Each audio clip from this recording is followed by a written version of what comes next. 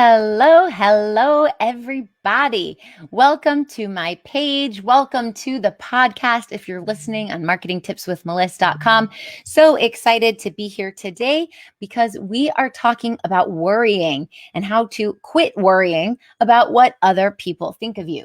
I know this is a topic that could really relate to a bunch of you in the life, scheme of life, the game of life, but I really want to relate this to your business, especially if you have an online personal branded business that you are using to serve other people. So as you pop on in, say hello. Let me know that you are here in the comments. I see I've got a few listeners on. Awesome.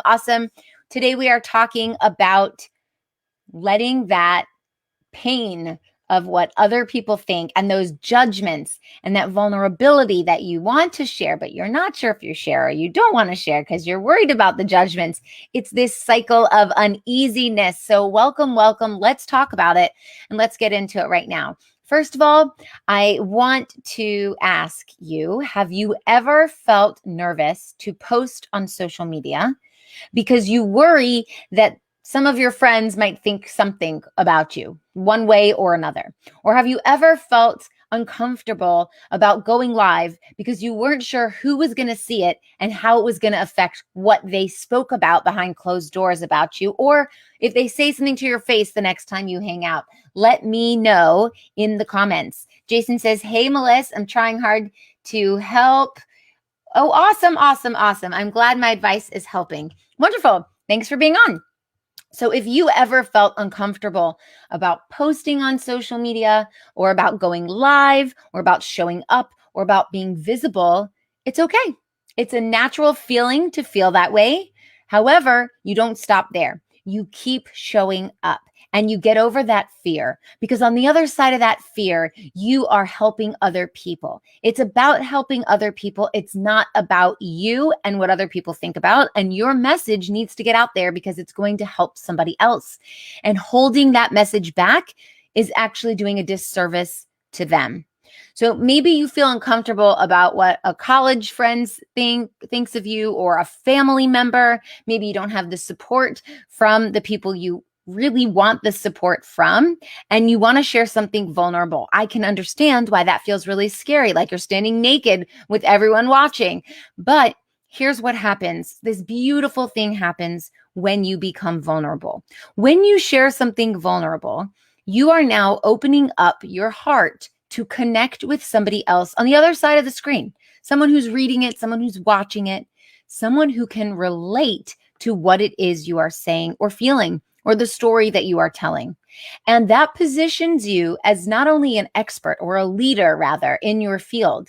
It shows that you can show up and guide people through something that they're going through that you have already gone through, to show people the light at the end of the tunnel, to show people where they are headed if they follow you. So it helps build your brand, it helps build trust, and it also allows for other people to open up and become vulnerable. And that's how relationships are built. By being vulnerable, somebody else is now willing to share and be vulnerable as well. And now you both know something deep about that person on a heart level, in a feeling, emotional way. And now you can be connected. It's more connection, the more emotion you can give.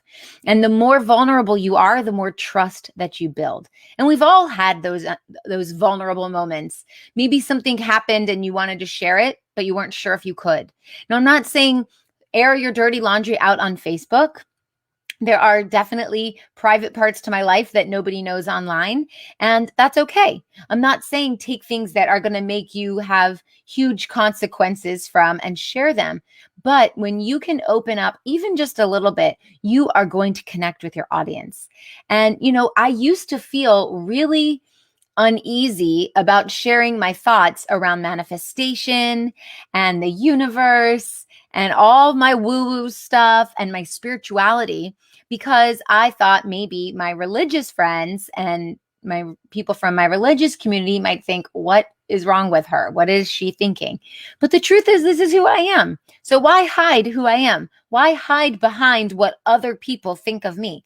That's irrelevant to me. I don't care what other people think of me. I care what I think of me. And what I think of me is that I've got a lot of cool stuff going on. And so I want to share that with the world. So eventually I got to this place where I didn't care anymore what people thought.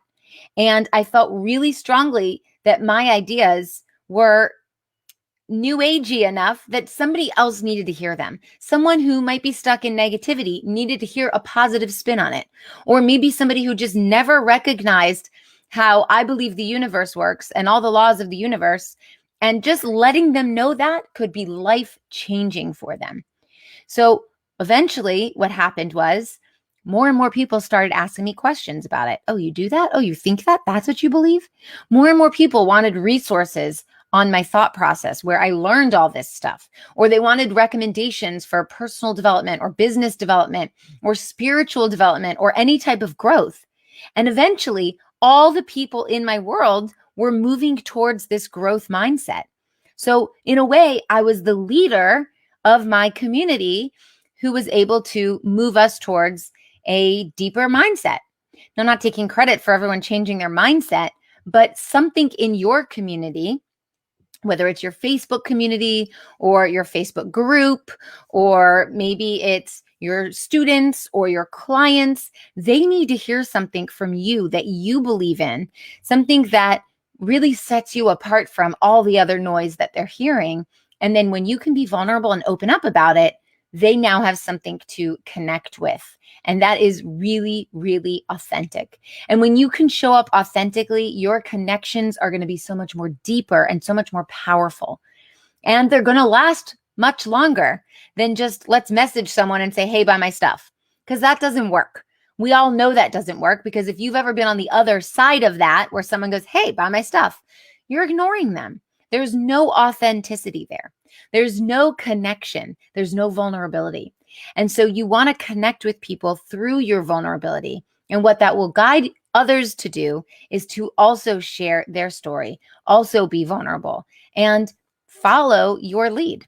So when you show up as a leader in your space, you position yourself as an authority, somebody that is worthy of being followed. When we're talking about gaining likes and followers and fans and people into your community and people onto your email list, we want to expand our audience and our growth, because our business comes from how many people are in our network. And so you want to add to your network with deep connection, not just as a number. People are not a number.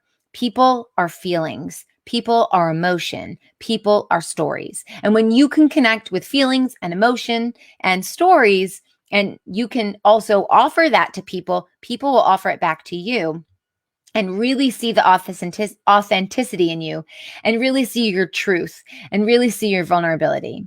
So if you have a fear of showing up, just recognize that this is not for you to sit in your ego. This is for you to help people from a place of service. And that's the best thing that you can do. All right. I hope this helps, and I'll see you again next week. Bye.